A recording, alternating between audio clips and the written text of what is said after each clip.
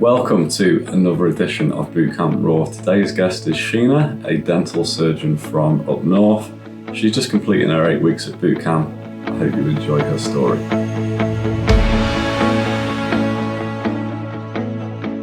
And welcome, Sheena, to Bootcamp Raw. Tell us a little bit about yourself. I'm Sheena. I came to bootcamp for 8 weeks. Yeah. I'm currently in my final week. Okay. 4 days. So. Awesome. So you've done a long slog then. Yeah. So what were your motivations for coming to camp, would you say? I've always been overweight, tried many different diets, but the end goal always seemed like it was so far away. So I thought if I come for 8 weeks, it'll sort of kickstart me into being closer to my journey and hopefully reprogram me so I'm able to sort of carry on to get to the end. Yeah. I do feel like after being here for 8 weeks though, it's the first time in my life that I've ever consistently for every single meal eaten really clean, even on a Friday when we get Fridays off. Because normally when you're on some sort of diet, you will have a cheat meal or a cheat day, or you allow yourself to have a treat. But I've consistently for 8 weeks been eating really clean, even on my day off. So I feel like it's totally reprogrammed me intrinsically and extrinsically. So on the last Friday when we were allowed out, I went to the bull ring and I was hungry and there was lots of food places and I wasn't fazed by anything. I didn't want anything and I was still able to sort of stick to what I should have, which I was quite proud of myself. And I feel like from here I do have it. I know I can get to the end goal when I go home. Awesome. There was times where I thought I should extend my stay until I get to my final goal, but now I know that I've got it when I go home. You ready? Yeah. I feel like those Fridays have been a good test. So the first few Fridays I was scared. So I just took myself off to a spa. So I wasn't sort of around any temptation. And then I started testing myself. So there's 2 times during the 8 weeks where I didn't go to the spa and I took myself to the mall intentionally. Yeah. And I came back with a loss on the Friday still. So I'm happy. I've noticed sort of changes in my skin, in my hair, in my mood, in my attitude as well. So yeah. Because you were a right moody cow when you arrived, weren't you? Debatable. And who was I speaking to? Chris actually said that he's one of the trainers that he bumped into in the week, and he said, like, couldn't believe how different you looked. He said you just had this glow about you, and I haven't seen you for about a week and a half. Mm-hmm. And you can see it, like your eye whites and like your skin. Yeah, Kev, the other trainer, said that. So I had him once when I'd injured myself, and then I seen him the other day and he's like, you look totally refreshed, your skin looks really good. And for a guy to notice something like someone's skin, I thought, I must be sort of changing externally as well as internally. So. It's really striking though for us when we have some time off and we come back, because it's hard for you to gauge it because you're always that's together, aren't you? You know, I sort of struggled with the weight losses because everyone else seems to have really large numbers. And I never, ever have a large number. So it was really sort of upsetting. Every Friday I'd feel really sad. And it was only last Friday when I went shopping for the first time and I tried clothes on. I was like, the scales haven't changed that much. There is a decent amount of pounds that I've lost, but my dress size has dropped by 4. Yeah, you've changed shape a lot, haven't you? And that's good because you've been consistent with, even though your numbers haven't been huge, you've been consistently losing weight, but you've been changing shape quite drastically. But it took time for me to psychologically accept that because I was always fixated and focused on the numbers on the scale. And then after I was like, I didn't come here for the numbers on the scale. I came here to look better and feel better. I definitely feel better and I must be looking better if I'm bored dressing sizes smaller. I've been dying to say this to someone. Can you just make sure that mic's a bit closer to your face? You're saying a lot, but I don't think we can hear you properly. I'm joking. So you said like you struggled previously. What were like your naughty go-to foods? Were there specific things, or would you eat well but overeat? Or was it bad choices? Normally when someone's overweight, you always think that they eat loads of chocolate, loads of crisps, things like that. It wasn't. I'm vegetarian. I don't think I was a smart vegetarian. And it didn't sort of click in until about the 3rd week here. It was my plate would consist of about 98% carbohydrates because I would fill up on that. I wasn't really putting the protein in, although I knew somewhere that I needed protein in my diet and also my portion. So here I've learned how much I should sort of eat. Yeah. And how much how much energy I'm expending during the day as well. Yeah, it's amazing, isn't it? And it's amazing how little you can eat compared to what you did eat and still function and do the training that you're able to do, because it's a lot of work, isn't it? But like, although you know the theory about how much you should have like protein and carbohydrates on your plate, until it's put in practice for like a good few weeks, it finally clicked. I was like, all my plates are full of carbohydrates and that's where I go wrong. And I overeat. Yeah. So easy to do though when you eat processed food. It's impossible not to overeat, isn't it? Once you start adding real foods in, and then I also think culturally, being Indian, it doesn't help as well because we're always surrounded by everything's food. A wedding can be everything. Yeah, it is, because it's rude sometimes if you go to see like a relative or something and they've made a lot of food. You know, a lot of it can be quite unhealthy, but I don't know how you approach that one. It's not even Have you just thought like about that? Family. It's even your own mum. She gets upset if you don't eat the things she's made. So yeah, but it is so nice. Yeah, it is really nice. It is tasty. It is tasty. I can still cook good food and tasty food. Yeah, for sure. So using the same ingredients that I've probably been eating the last 8 weeks. But yeah. So just tell people your occupation, because I always find that interesting, because dental surgeon. You just don't look old enough to be. Ash thinks I'm 12. When I saw you driving, I was really shocked. So why aren't you on a bike? I'm not short and I can see over the steering wheel, so I don't understand why you were shocked. So are you going back to work, or do you need to look for another job? No, I'm going back to work on Monday, so work were kind enough to give me 8 weeks annual leave. Yeah. Although we're self-employed, they still sort of granted it. So it was quite busy during the pandemic, really full on. And I think they realised that the morale of all the clinicians was quite down. So yeah, they were really sort of... Good. Are you looking forward to looking in mouths again? No? I feel like I want to stay. The first week when I came to boot camp, every single day without failure, I'd have a shower, have my dinner, and I'd go into the garden and cry on my own. You don't know this. I had a wobbly every day because I knew I was here for 8 weeks and I was like, what the hell have I done? Yeah. But now I kind of don't want to go back. It's mad, isn't it? Yeah. It's what me and Craig spoke about it the other day. It's type B fun, which is horrendous at the time. Yeah. But when you look back, you'll be as proud as can be, and it will be like that you'll always reflect on it and be so proud of yourself, and that doesn't come with discomfort, does it? No. I mean, that comes with discomfort. And I also think that it's the first time that I've succeeded in any sort of fitness or health regime. You've done amazing. You're always smiling, although deep down you've been sinking, dying inside. You always give off that real positive vibe, and everyone that's trained alongside you and all the trainers always say, oh yeah, she's amazing. You're really sort of positive influence on the group. Yeah.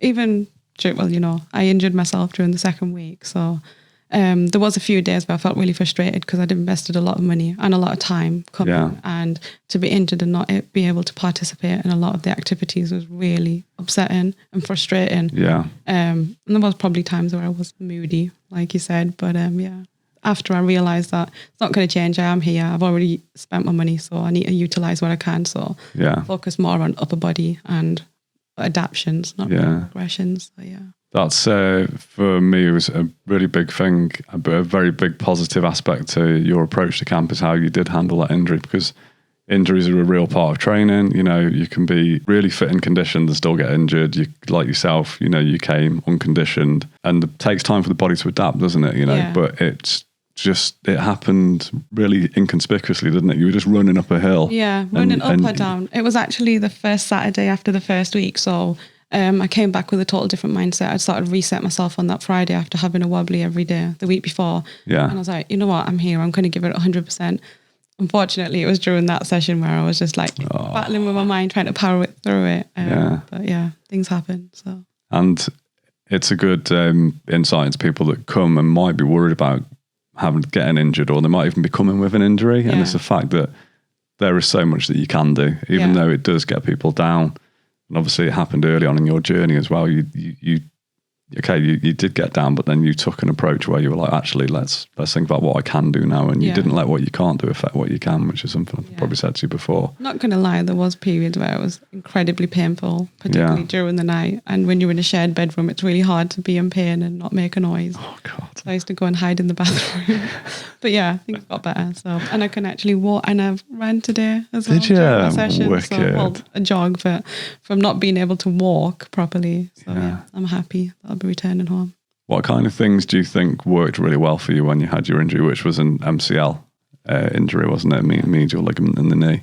In terms of the exercises? Yeah, what really worked for you after with the injury? I'm thinking you did quite a lot of strength sessions. Yeah. I definitely realised that my core's a lot stronger. And once I was sort of able to move a little bit more, I realised that I'm able to lift a lot heavier weights, and even my flexibility has improved a lot as well. Yeah. So, yeah. Not so much lower leg strength anymore. But to be fair, it's probably a blessing in disguise because I carry most of my weight on the top half of my body. So being able to work that a little bit more probably helped with the shape. Good. What sessions or exercise can you see yourself not doing when you leave here? What haven't you enjoyed? Yeah. Which is no food, 7 a.m. in the morning. Running. Up a hill. Not feeling it. Yeah. It's all right. I didn't mind it today.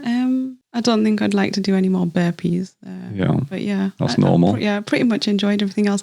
I did my first spin session with you and I really enjoyed that. So I think I'm going to probably start some spin.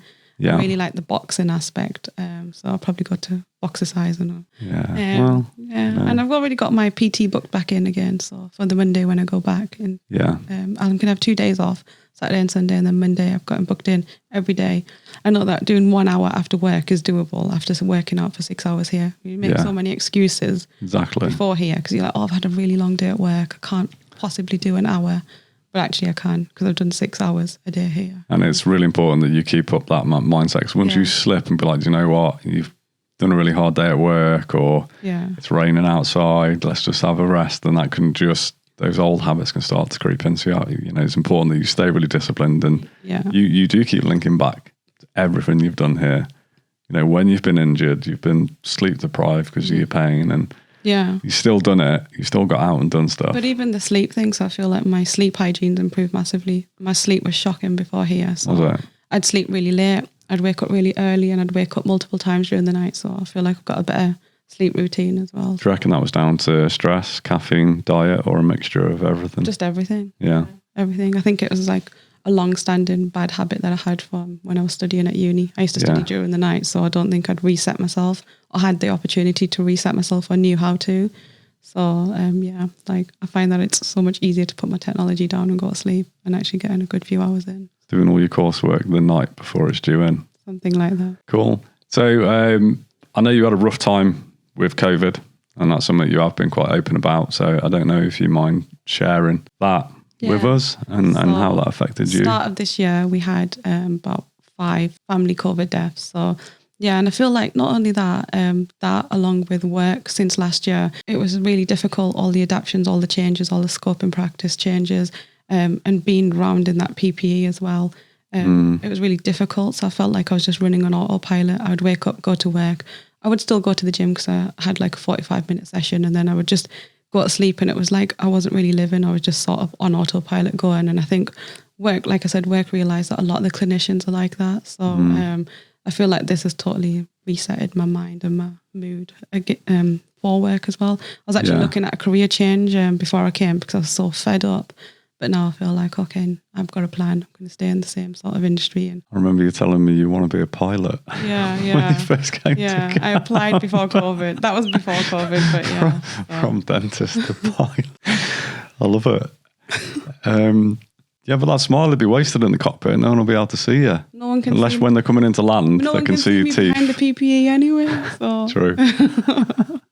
I don't have to talk to anyone in the cockpit really, do I? So suits me. Just like I'm being forced to do a podcast.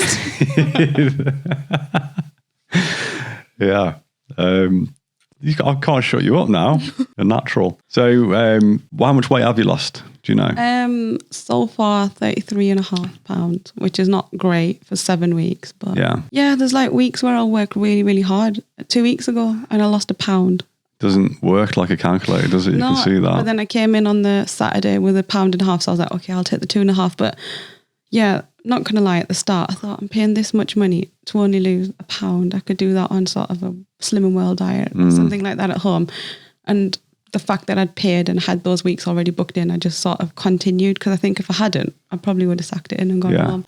But it was only last week I was like, actually, there's a lot of other changes that are happening. Exactly. Every trainer was like, don't focus on skills, focus on non-skill victories. And I used to just think, no, it's my money, my time, and I'm not getting anywhere fast. But last week I realised there's actually quite a few big changes. I know we all say it, but the weight loss is one of the most unimportant aspects but I also of what think happens. When that's the only measurable thing that you have. So here, everyone just wears gym clothes all the time. Yeah. You have that maybe 1 or 2 pairs of normal clothes for the Friday.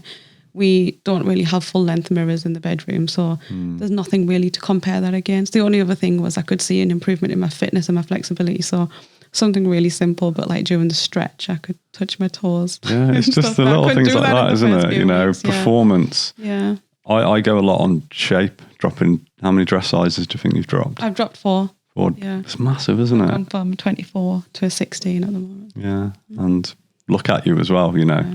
If there was a hologram of you following you around when you arrived, you'd be like, Jesus, that's unbelievable. Well, actually, the other day in facility, I lifted however many kgs I've lost. And I was like, this is heavy. Yeah. It was one of the slam balls. And I was like, can't believe I was carrying this on all my joints and on my spine before. So it's crazy to think that you've lost that much weight when you actually pick it up. So we can edit this out. What time is it, Sheena? Because I've got don't focus on the scales is what we say. Obviously, people come, which can also get a bit demotivating, and they have huge drops, and you're working harder than them or just as hard. And I've you're seen like, why? That quite a lot, And there's just no consistency. You know, like I've just said, it's not a calculator. You don't come, do this much work, and lose this weight. Mm-hmm. Sometimes you might have a relatively easier week the following week, and then have a big drop. But all the work's been done, and it all accounts to something. But everyone's different. People respond differently. So I think my favourite week was actually your week with fight camp. Fight camp is awesome. Yeah. I was a bit scared at the start. The boot camp manager sort of suggested it, and I thought, I've got no history of boxing, or I don't really know any types of sort of martial arts. She's like, no, you don't really need to. It's just basic, and it'll help with your injury because you'll be off your lower limb quite a lot. Yeah. I did find that. Yeah, it's quite surprising, isn't it? Because you think fight camp, I've got a dodgy knee, it's not going to happen. And it sounds scary. It sounds intimidating, fight camp. Yeah, it does, yeah. Anyone can do it, can't they? Yeah. So I've sort of talked to a few of the current campers into joining your fight camp next week. Yeah, we've got one. Quite sad that I'm not here for fight camp. So if I could go back, I'd love to do 8 weeks of fight camp. Would you? I would. I really would. So. Trust me, I've done about 20 years of pad work. I'm sick of it now.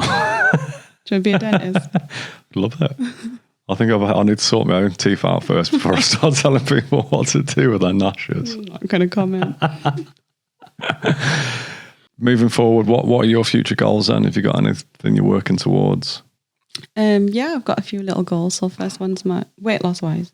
Yeah, weight loss, fitness. Yeah. So my birthday is in October, so I have a mini goal then, and I kind of want to be at my final goal by November-ish. Okay. So probably will have, I think I might have discussed it with you before, that I want surgery after. I probably will have some excess skin or some other things. So one of the requirements for the 2 surgeons that I've chosen, you have to have a BMI of 28. So I've reached that now for the consultation. Yeah. And the surgery won't be until next year. So I feel like that's the first thing. If I go and have my consultation and get that booked in, then I'll have something else to work towards until then. Do you have to pay for that? Yeah.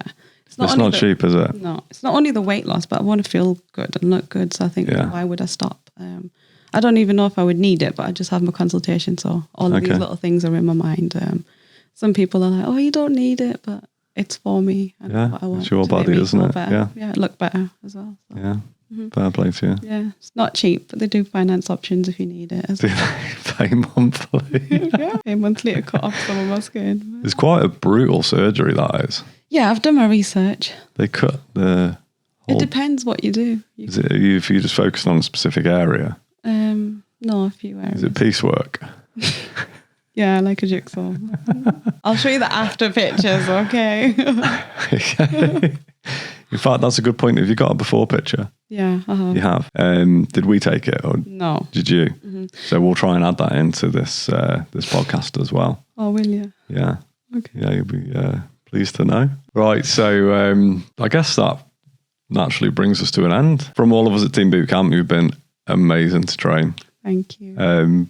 Please come back at some point. Maybe come to a fight camp or to show off. Possibly. So many people come back, honestly, as you've seen here every week, there's people come back and they come back because they might put weight on, they might want to kickstart their fitness, they might want to show off, or they just, part of their yearly routine is to come to boot camp. Like some people, go away on holiday to all inclusive, they'll come here. Yeah. At the end of the week, they've lost weight, they feel better.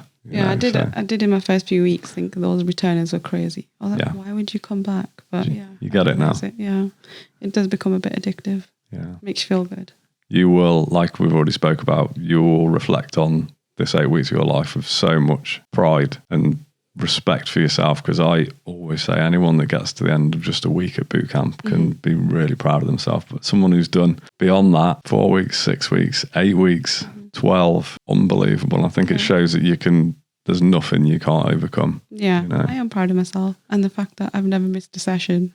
With an injury as well. It's mad. Let's start wrapping it up. So Sheena, thanks very much for this conversation. It's been really interesting, and I hope you've enjoyed it. I know you were really nervous, and I hope you enjoyed that conversation. Thank you, Sheena.